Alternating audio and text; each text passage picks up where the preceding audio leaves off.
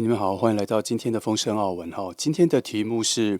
脱单倒数计时哈，你将要脱单。那这是今天的2张卡，各张卡的说明我会写在这边。好，那你们等一下阅读的时候，你要阅读久一点，记得可以按下暂停哈。来，我给你一点时间，来，你们慢慢阅读。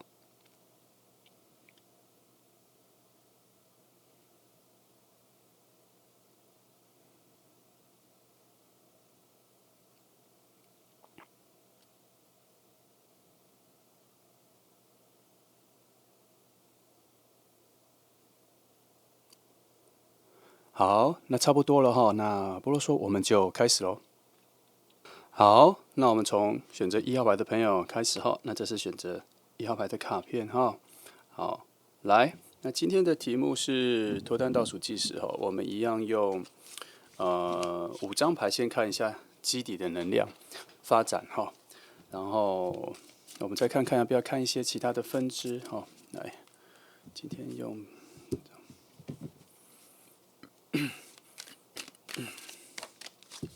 好，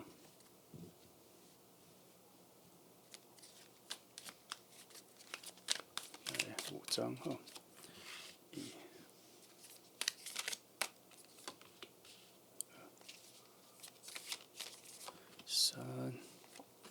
是，来看一下现在这个人在哪哈？这个人在哪？我们先看一下一些比较深的讯息好了哈。金币4者，我看一下，这张牌说，其实他，基本上他应该已经在你附近了。这张牌的讯息，我觉得他是已经在你附近，只是他是处在一种比较不是很明显啦。我觉得他不是很明显，他在你的生活里，该怎么说？因为这一张牌的位置，原本他自己牌面的意思应该是说，他已经在你身边，已经在工作了，或是你应该要有所接触。可是因为他这个牌阵的位置，它变得非常隐晦。他讲的是说，即使他在你旁边出现了，各种状况、各种感觉，可是你好像都不太记得住。他现在没有很强的能量，或是可让你记忆的方式，跟一些媒介都没有出来哈。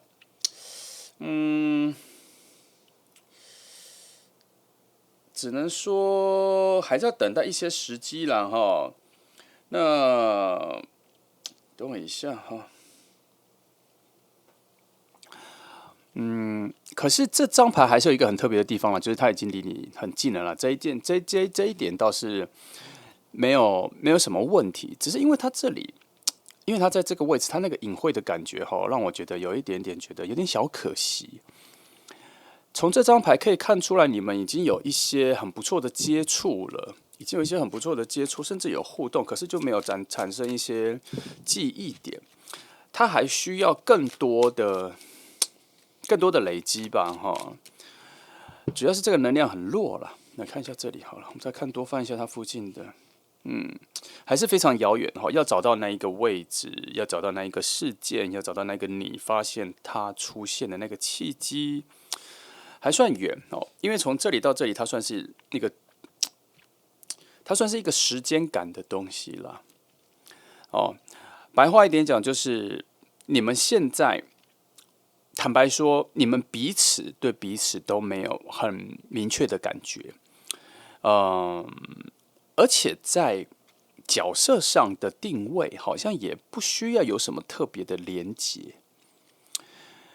打个比方，你们也许是在同一个公司上班，同一个部门上班，甚至有可能在同一栋大楼上班，服务不同的柜台、不同的公司什么的。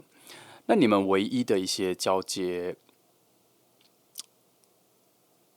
集汇合点，可能是在你们行动的路径上，不同楼层啊、电梯啊，或是那个区域吃饭啊，或什么的，在这种很生活的东西的时候，你们确实是有很多间歇性的、频繁的遇见啦。好，只是如果我们是有目的的，我们是有所期待的，对未来方向是有所期待的这一个方针来说，因为是这里了哈。那还没有一个很正式的桥梁，还没有一个很正式的认识，它这个情况会让你们未来在一起或者真的认识的时候，应该会有几句话是说，其实啊，我有注意到你，可就不认识哦，我有看过你，这样子有一些印象哦，然后应该啦，你们会在之后的认识里面发现说，其实你们的生活方式啊、时间表啊，各方面都很接近哦，只是这两张牌都有一点点可惜啦。就是说，它不是一个很实际的现在会发生的状况，尤其太阳牌被落在很遥远的，离现实、离现在你所在的那一个空间很遥远的地方的一个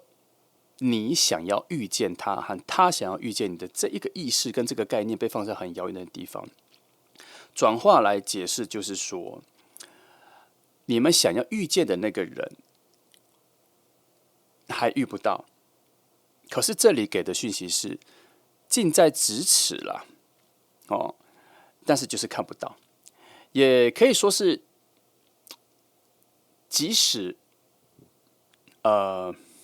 有句话怎么说？有缘的话，近在咫尺，就会觉得近在，哎，这该怎么说呢？就是说无缘呢、就在旁边也是看不到了哈。那有缘的话，再远也会相遇，差不多是这个概念哈。很难，我忘记了那一个，但你大概可以理解这里了哈。但是这个还不是个定局，它这个只是一个抽象的概念说你们现在只是那个事件没有发生了。可是好的，我们要往好的方向想，就是很近了，很近的这一件事情还蛮重要的，因为它就只差事件的发生。它不算是说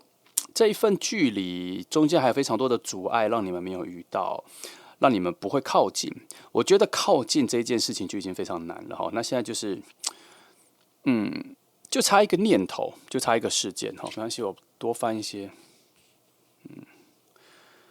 看来确实是还没有那一个事件要出来哦，因为塔牌它有一个翻转了。它有一个你的现在的模式，现在的东西需要有所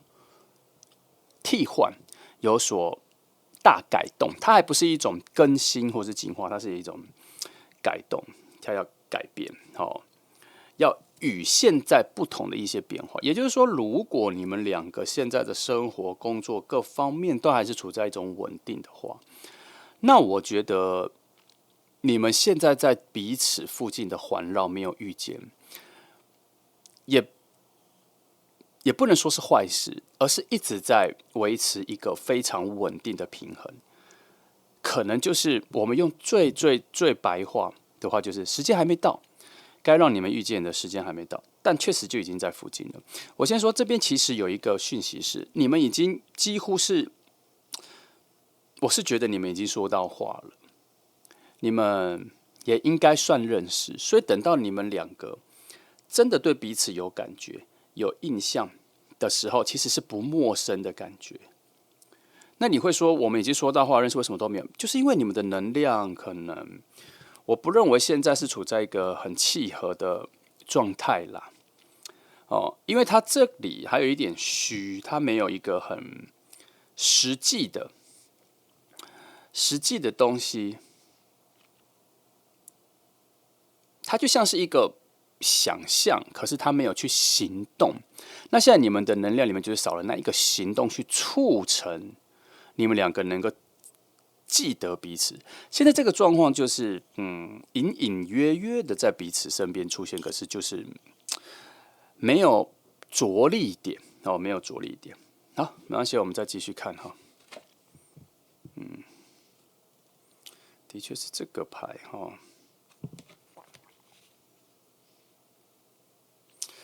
这里是说，各个能量上，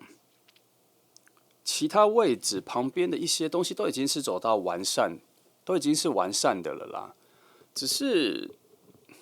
所谓的完善是说，你们所处的环境周遭好像没有什么特别的事件跟特别的，反正就你们现在在那个地方是没有什么需要改变跟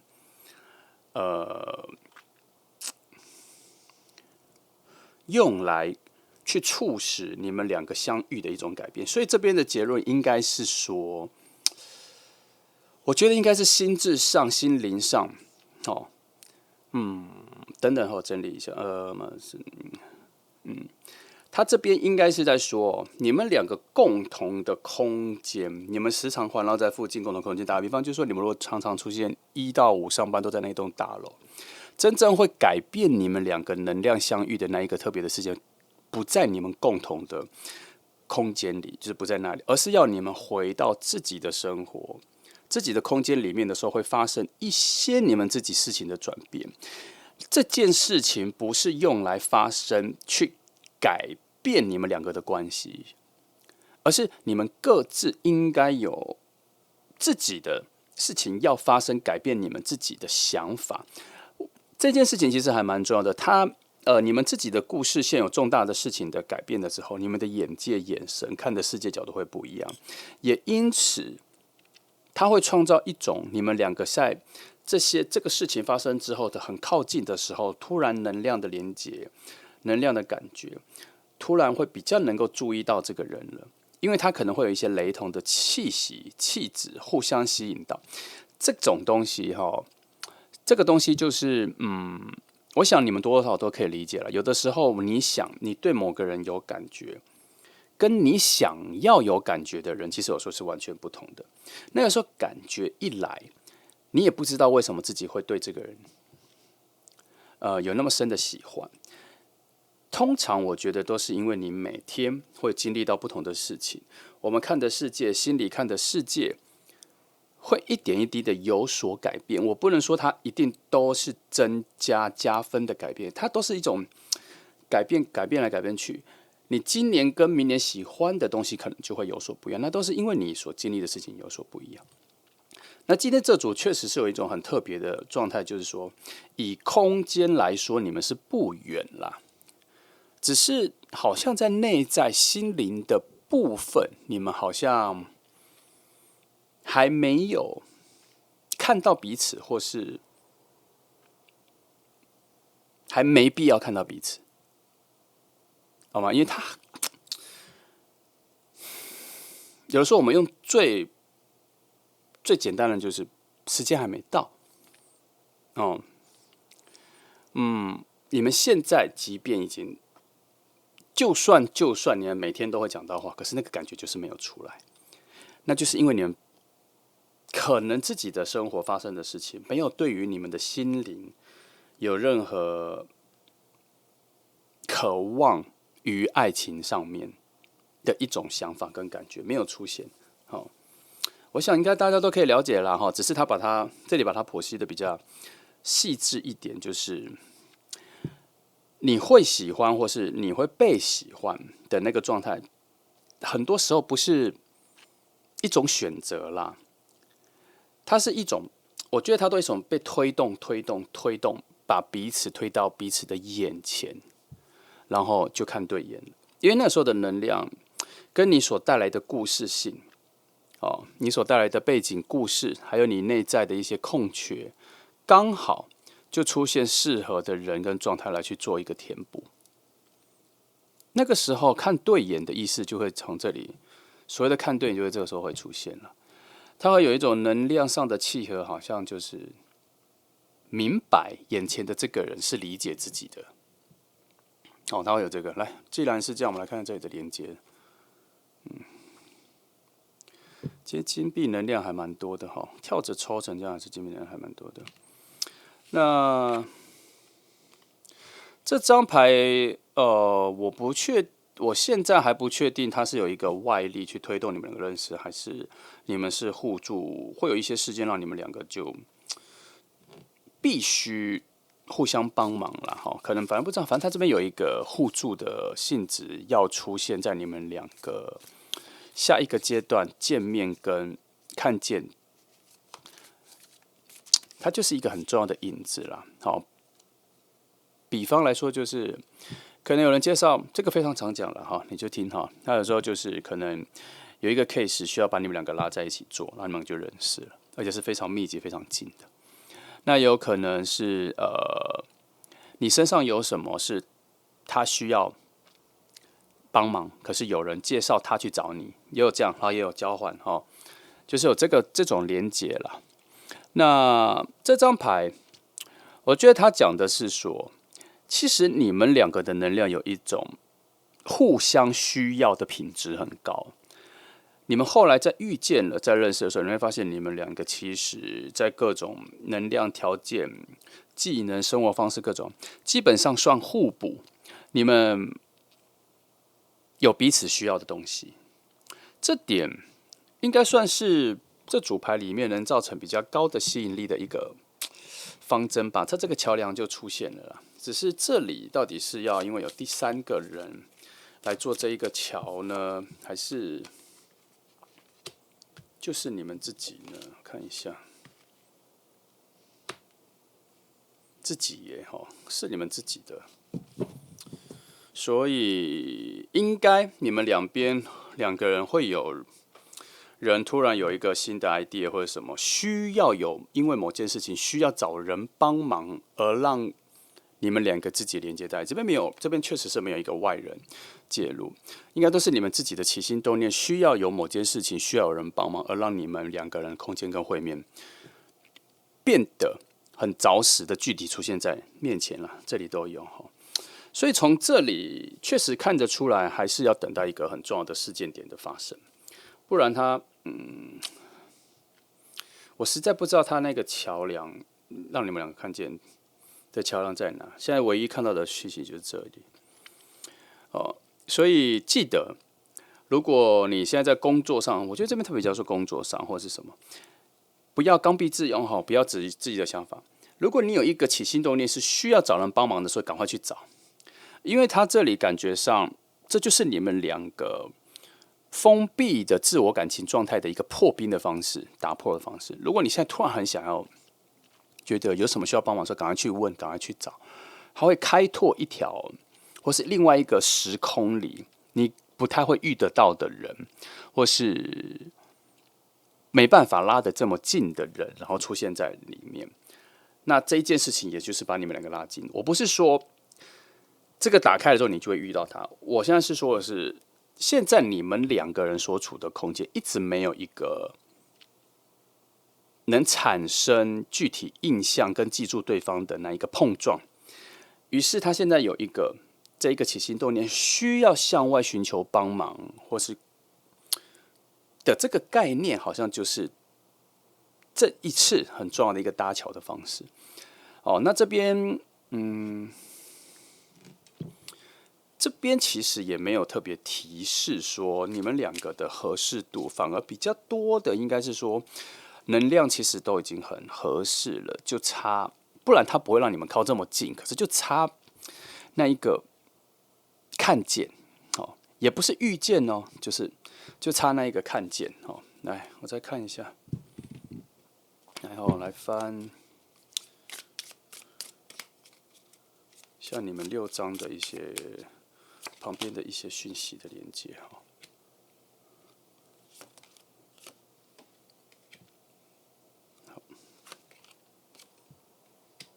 好，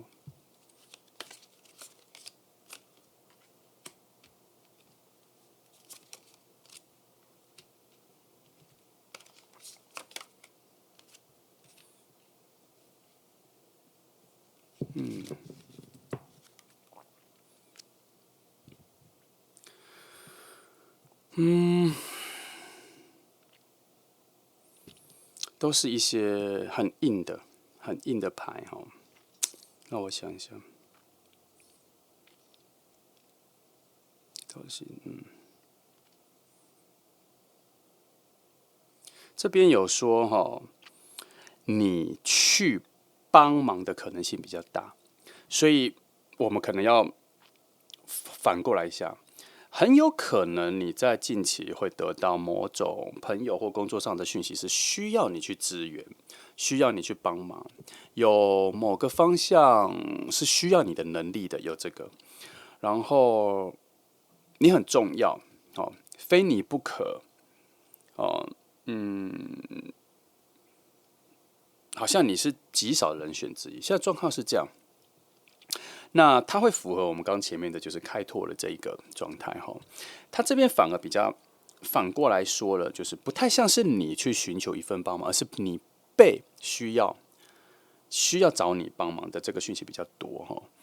那这边有说那个感觉，那个事情可能不是那么大，可是它是一个很不错的开口，所以会在一个很不起眼、很小的请求里面，你可以觉得找别人帮忙也可以啊，不一定要找你啊，这样子的一个状态里面，你很有可能会失去这一个连接。哦，因为他这一个请求好像不会在第一时间让你感觉到是一个很大的事情哦。哦，它是小小的，然后可是它是一个极小的裂缝，里面会产生一个破口，让你们两个人的空间会有相遇的比较清楚哈。那我看下面，五哈，这里也就比较印证我刚刚说的，就是很有可能会错过这一个门打开的时间，就是因为它这一个事件的开端哈，我觉得它能量跟这扇窗开得很小很小，小到你会觉得任何人都能帮忙，任何人你不是个必要的选择，所以要非常小心哈。近期如果有在工作上，尤其是工作上有人需要找你帮忙的时候，尽量去帮忙。好，他会在这个过程里面，你会发现后面有一个新天地，跟你原本想的不太一样。那要小心一件事情是，这一份帮忙，这一份请求很容易拒绝，很容易离开，很容易脱身，很容易找人替代。好，那如果你离开了，你跟这一个人见面的这个几率就会降低，因为他确实是在打破你们两个所生活的空间的一个桥梁了哈。虽然这些都很抽象，我想大家都听得懂啦。就是你们要相遇哈，它还是有比较多的是你怎么让自己移动。好，虽然它这很像是一个被动的移动，可是倒吊人牌讲得很清楚，这里有一个非常严格的规范是，你一定要觉得你愿意去帮忙。好，他有一个需要牺牲自己什么而去换来进入你们相遇的那个空间的一个门票，他有这个讯息，可是有一点难度是，这一份讯息、这份邀请去那个空间的这个事件，它不会这么明朗的让你直觉到，就是要让你去见那个人。他没有，他会在生活的很小的细节里面跑出来，所以他才说你很容易错过，好，你很容易忽略，这里要小心一下。好，希望你听懂我这边暗示的那一个讯息哈。那好，你会知道你接触了一个完全不一样的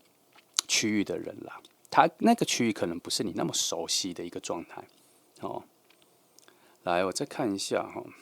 这边好像还可以再翻一张，我来帮你看一下两个的一些比较深的连接怎么说了。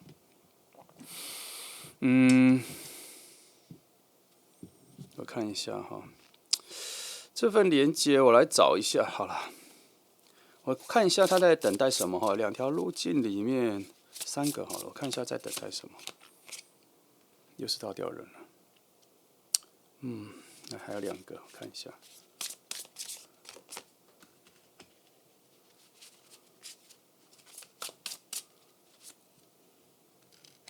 好，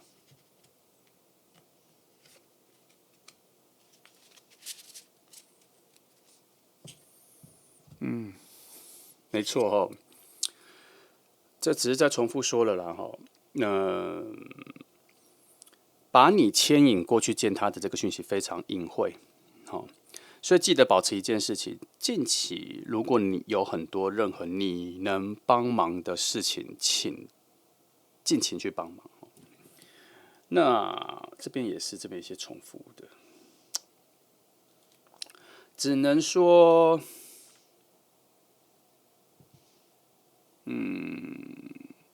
这边有偷偷一些小小的暗示了哈。这份帮忙看起来不干你的事情，看起来很遥远，看起来很多人可以替代，看起来，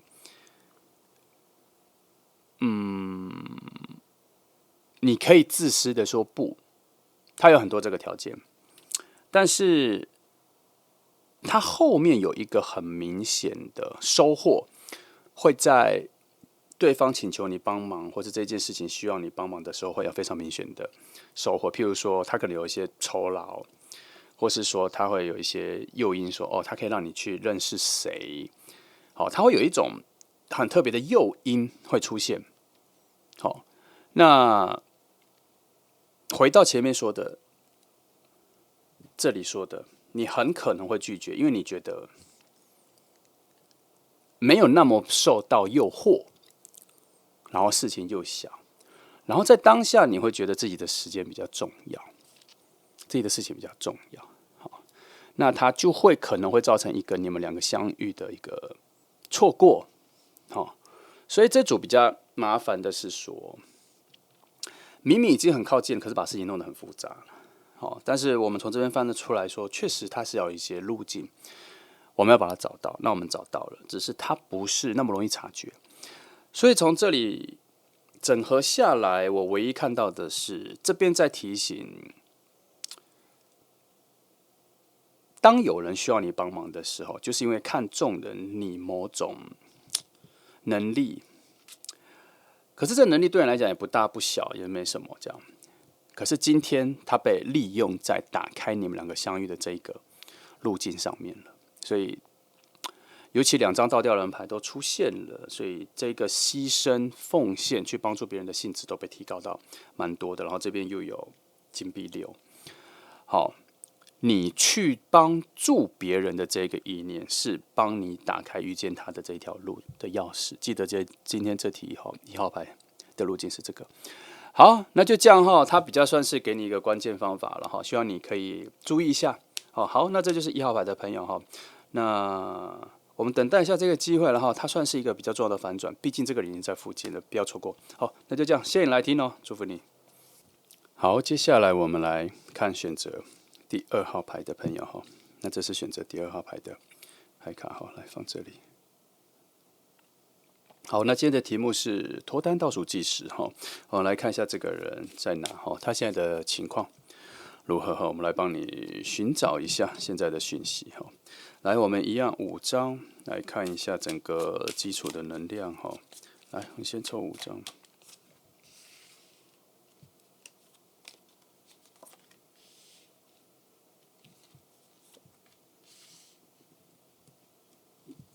好，等一下哈。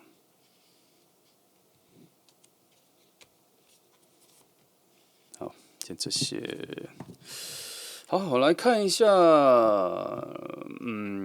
，5张没有一定是要先翻谁了哈，主要是我比较好奇一些比较特别的位置哈。那我先看这个位置，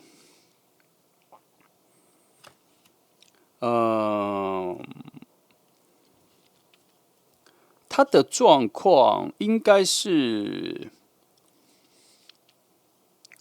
他快要出现在你面前了。为什么我说他快要出现在你面前？因为这张牌所在的牌位哈，所在的位置，我只能这么说，他快要出现。他还不太像是这里，他会笃定就在你面前。有的时候会有就在你面前，可是看不见哈，像选1号牌的，2号牌的状况，我认为他还没有出现。好，也许后面的牌会扳倒我的现在这个想法，可是这个想法，我觉得目前来说太强烈了。哦，他，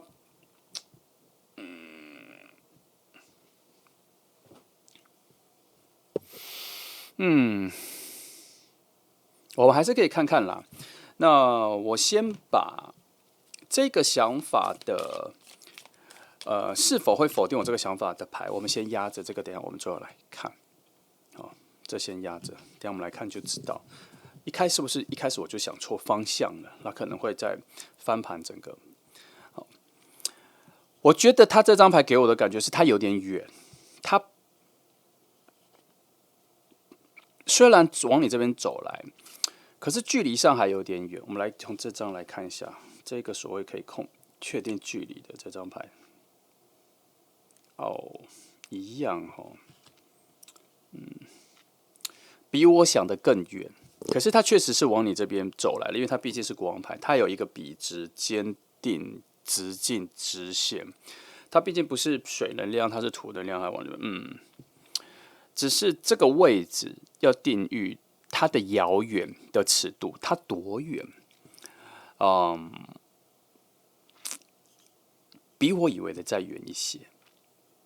也就是说，他那里的故事线还在进行着某些必要的过程。好处是两张牌说明了，它确实是笔直的往你这边走来。哦，它并不是一个环绕来绕去巧遇你，没有。以整个故事线来说，看来它的故事线是非得遇见你不可。好，可是这里我还是要坦白的说，这里只创造了那一个遇见。好，虽然今天的题目是脱单倒数计时，是遇见一定会交，没错，它也是有这个取向，只是它这里并没有很明白的说这份遇见之后的特别好在哪里，它的好啊，特别好，它的特别珍贵在哪里？这边没有先说啦，只能说它没有先说了，并不代表说没有。我只能牌面上有讯息有什么，我就先说到那里。来，我们来看一下。还好核心是这张表示你们的遇见只是时间问题啦。它甚至有一些讯息是会有一见倾心的状况，是有的。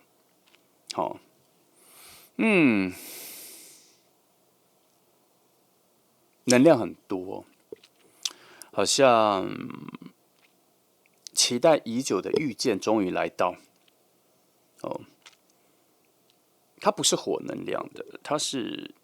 有一种很欣慰的感觉。终于遇到了一个好像在整个爱情观、浪漫的感觉里面，跟自己非常契合的那个人终于出现的这个讯息，很重，很重很重。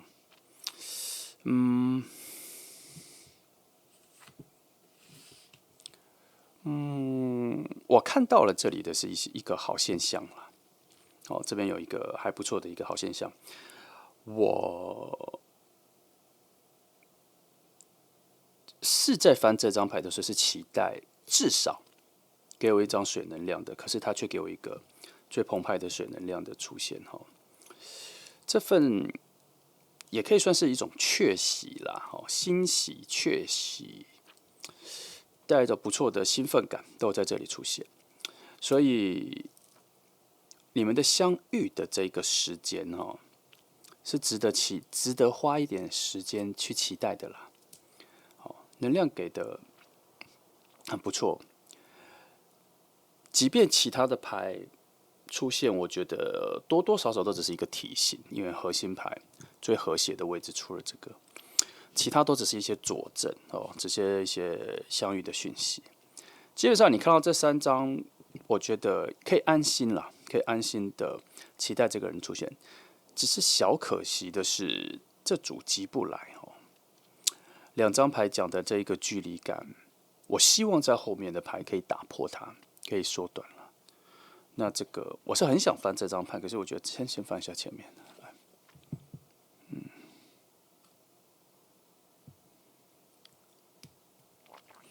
宝剑6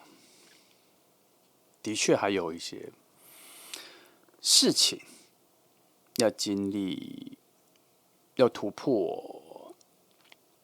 要进化，要学习，要锻炼，有一个这样子的状态。那我通常不会觉得这张牌出现的时候是在讲我们观看的人，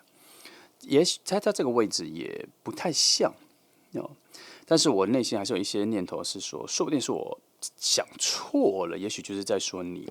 那我就必须说，如果你近期没有很多生活上的挑战、工作上的挑战，那就不是你。就是你们两个的能量，处在一个需要训练、磨一下的状态，让能量、灵魂各方面再好一些的一个处境了。这是现在。如果你现在有感觉到这件事，你现在就是他说的这个正在挑战，你会赢，但是你需要挑战的状态，那就表示这个路径是对的。只是这个比较像是未来。比较抽象的、比较梦想式的、方向性的是说，还有一段路走进遇见，遇见的时候能量是好的。那在现实的位置，如果你正在挑战，那就表示这个路径你正在走在这个路径上啊。它只是像是故事的篇章而已，需要先走到这里。好，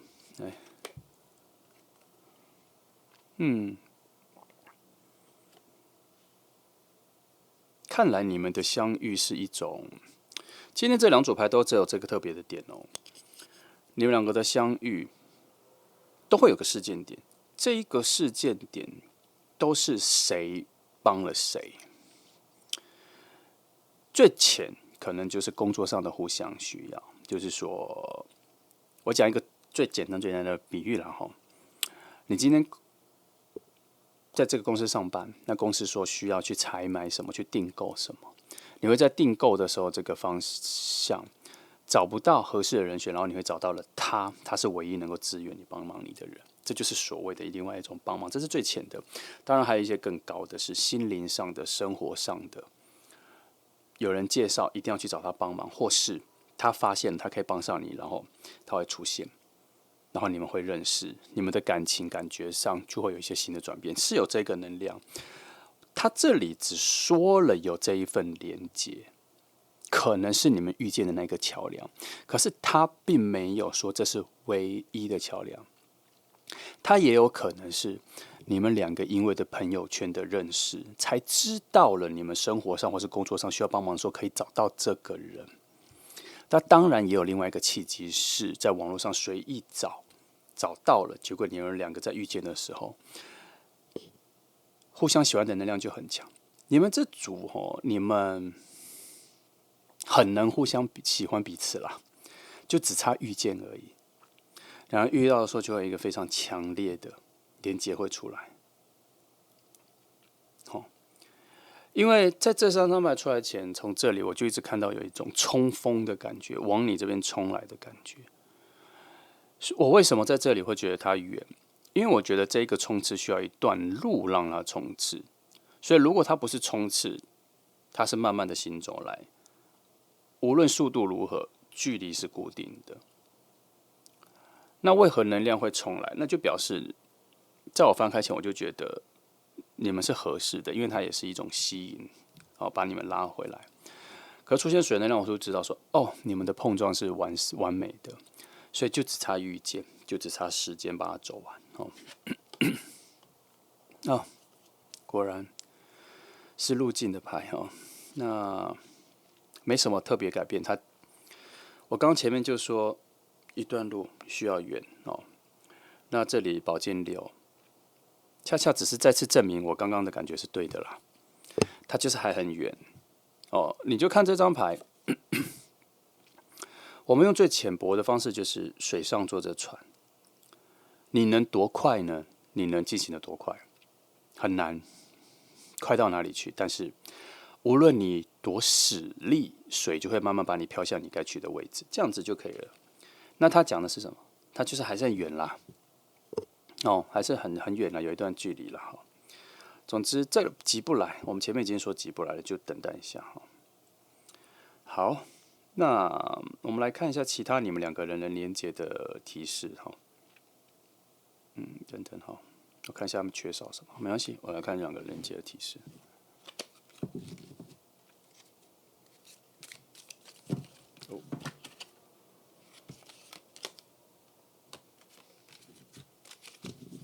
等一下。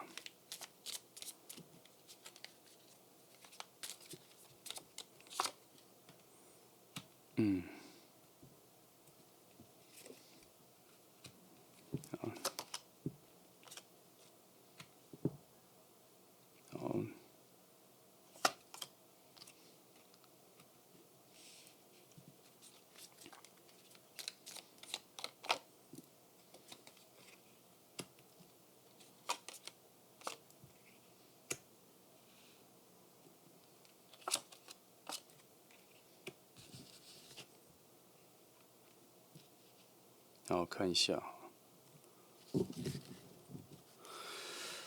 这里我们要看的是说了哈，对于这一个整个，我们已经抓到一些主轴了啦。对于这个主轴，它旁边有没有一些讯号讯息哈，要特别提醒的？其的是让我想一下哈，你们的发展它有一些转折，好。你们一开始遇见的时候，虽然感觉很浓烈、很明确，可是却行动上却没那么明确，好像两个人遇到的时候都会先放在心里，慢慢的内在的那个澎湃度会推进你们，让你们两个会慢慢的接近。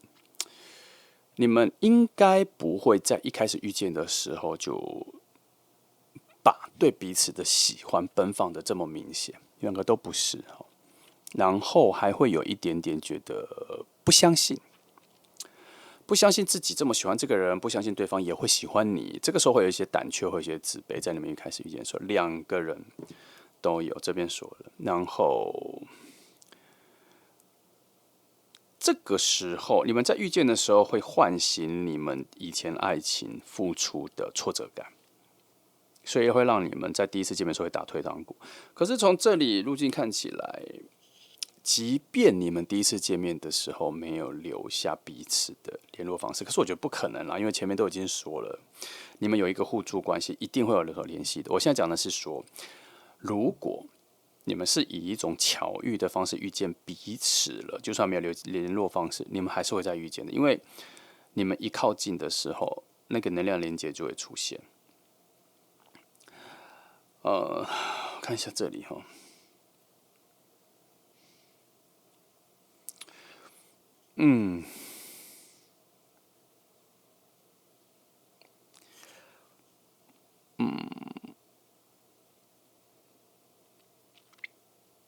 不知为何你们两个很靠近的时候，反而害怕了起来哈，然后反而也理智了起来，好像很难顺着自己想要奔放的心往前。哦，你们这组会有这个状况，那我觉得没有关系，因为你们内在的底下的连接很强啦，它没有。坦白说，这组牌还蛮完美的，我不太看得出来有什么外在的力量会去破坏你们的感觉。只是这组牌翻的早了些，我们翻还在一个路径还很远的方向找。好，那而且我还看到了，我刚刚说有一种往彼此身边冲刺来的，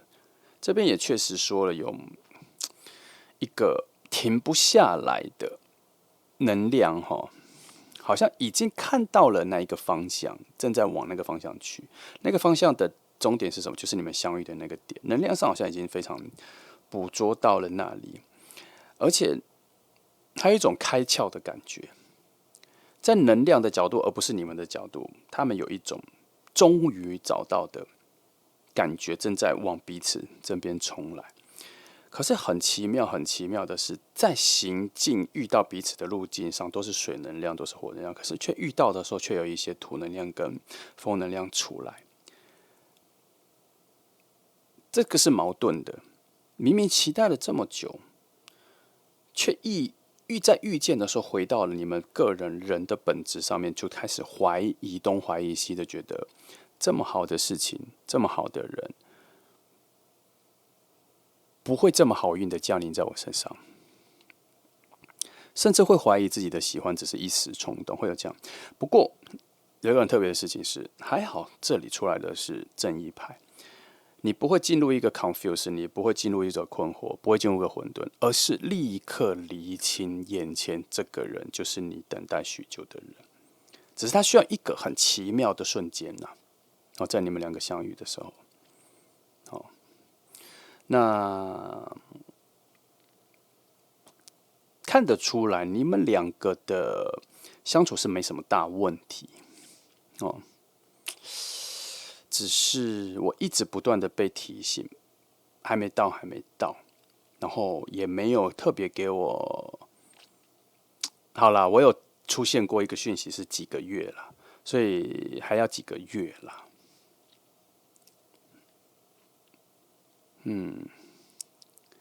只是它出现的时候，你那个感觉会很强。我为什么突然停顿？因为突然好像叫我翻一下，直接翻一下所谓时间的感受的牌的距离是什么？看一下好了。好，看一下这两个来讲时间的话，给我的提示。好吧，只能说，我刚刚是不是说这边有一个事情需要挑战什么的？这个事情完了才会启动，好吗？哦，那这一件事情，无论是你或他，你们现在有在挑战一些什么可能工作上有一些挑战，有一些困难正在突破中。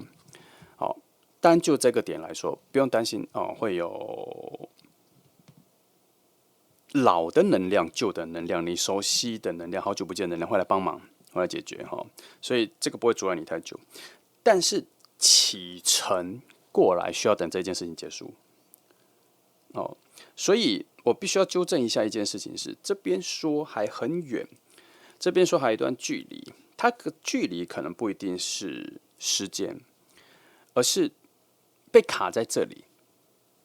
被卡在现在这一个挑战里。也许这个考完之后，其实距离很短，它就会马上重来。这样，好，你可以把它想象成一个狗狗，好，它可能今天被绑住，可是它的主人回来，所以它被绑住，它一直要往前跑去它主人身边，可是它被绑住，它有点忘记，所以它一直没办法跑到它主人旁边，大概是这样子的一个感觉。那个绑住它的那个狗圈或什么宠物链，那个就是这一件事情。它会被解决，它会被帮忙，只是现在这样经历。如果你没有，就是他现在有一个这个状况。好，好。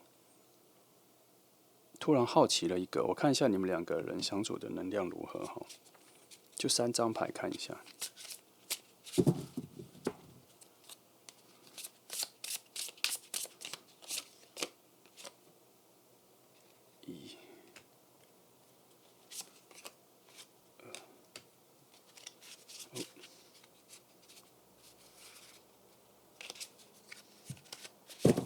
重翻哈。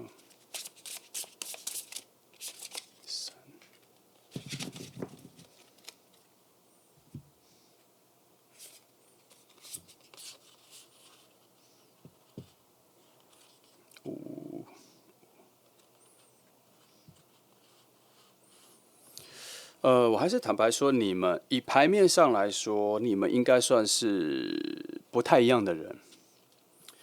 你们算是不太一样的人，然后你们很有可能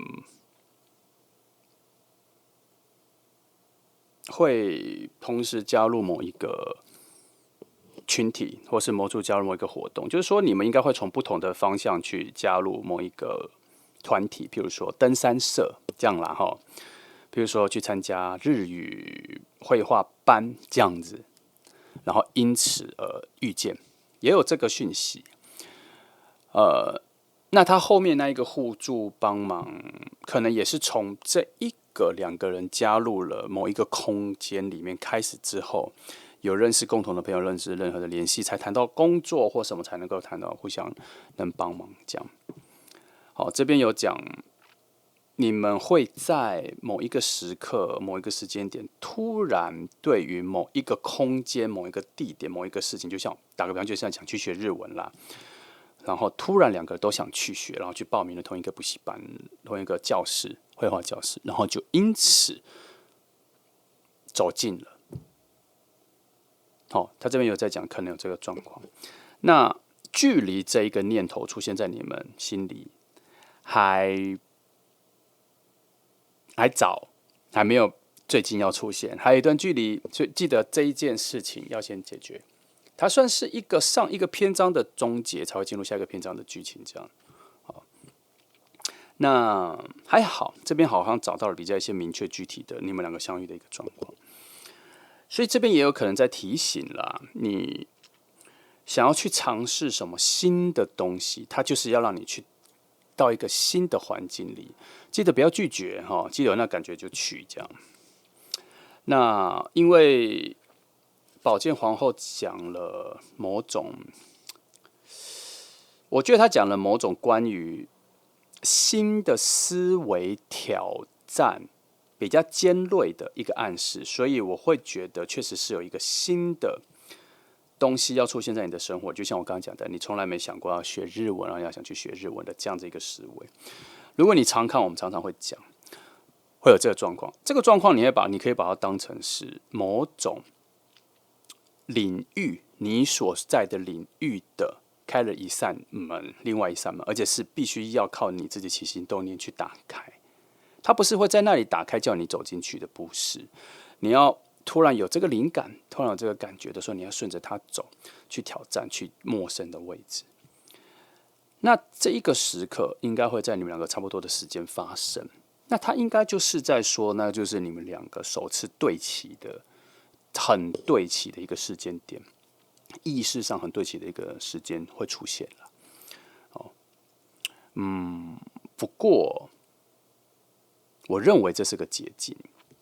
加快速度，因为我觉得这件事情并没有融入在这里。我一直觉得无论如何你们都会遇见，可是我在这边翻这3章，反而突然出现了有某种捷径。所以我告诉你，你可以去试看看，想要去学什么去讲，因为他这边暗示了你们本来是完全不同的人，可是你们在意识上突然有一个时间点突然雷同了，所以你们会去到某一个空间里，把你们两个拉近。这是一条路，而且是这里现在翻起来，我觉得有比较具体明显的路。因为下面的我觉得都还算抽象。那有这个的话，但是我又不觉得它是在主要的核心路上，我觉得它是一个番外篇。那如果有这种提示可以让我们提早预见，那也可以去看看了哈。那回到原本的路径上，我觉得他没有特别强调是什么事，但是好像也会自然而然的就预见了。好，大致上今天这组的线索就这些哈。那你需要一点点时间等待了哈。不过要回来说一下哈，这一个你突然想去学日文，不是说你一定会去学日文。我打个比方，这一个概念并不是为了让你们两个遇见，这个概念是为了要突破金币5的距离。它也有可能是去那里，然后认识了你们需要认识的共同朋友，也有可能还有可能是让你们两个进入某个很容易遇见的空间。怎么说？就是也许你们去报名的那个日文课程，可是你们都在不同班，因为你可能是早上才能去，他可能是晚上才能去。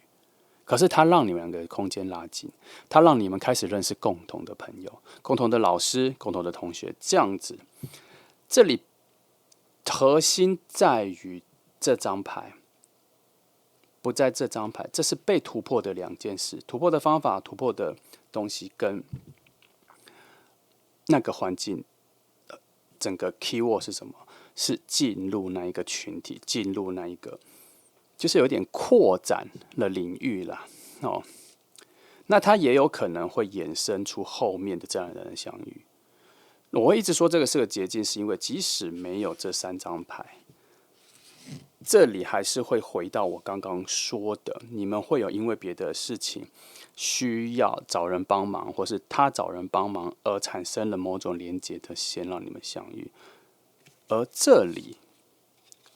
可能是让那一个连结的可能性跟机会点更多的一个方式之一。那它也代表一件事情是，这一个新的挑战、新的学习，可能也是在培养你们2个未来相遇的时候更多的共通点。哦，它也可能在暗示为何是这么好的水能量，在你们2个相遇的时候会这么澎湃。也许就在那一瞬间，你们是完全不同的人，可是却有很一致的共同点，有可能也是这个状态哈。那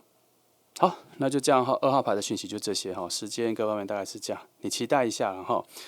记得很多时候都不是已经设定好的路，你只要照着走就好了。你看了之后，你会发现我常常在提醒你，当意念来到你心里的时候，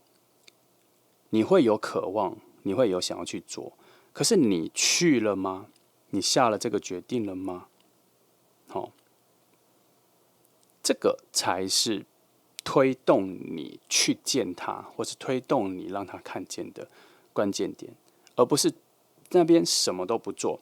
牌面上跟你说多久之后就遇见，就什么都没有，然后就等着遇见。我觉得通常这样子，即使对方在你面前出现，你也没有办法感受到你们的能量连接啦，因为你没有那一个去动、去 move 的感觉没有出现，你也没有推动自己要去。好，有时候就差在这一点点而已。好，即使能量各方面已经吸引了，都拉近，可是就差在一点点你自己自我的意识去前进。好，就这样。好，那这就是2号牌的朋友哈。那好，我们一起期待了哈。那谢谢你来听哦，祝福你。